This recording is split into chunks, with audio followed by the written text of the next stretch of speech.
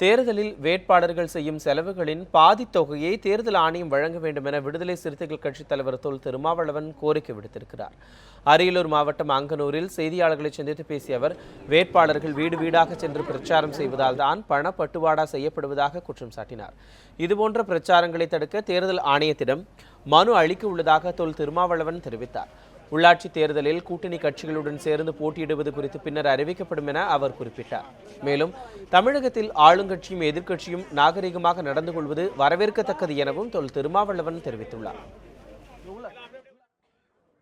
அரசு, அதாவது இந்திய தேர்தல் ஆணையம், வேட்பாளர்கள் செலவு செய்யக்கூடிய தொகையை நிர்ணயிக்கிற அதே வேளையில் அரசே அந்த செலவை ஏற்றுக்கொள்ள வேண்டும். அல்லது வேட்பாளர்கள் 50%, தேர்தல் ஆணையம் 50% என்று செலவு பகிர்ந்து கொள்ளப்பட வேண்டும்.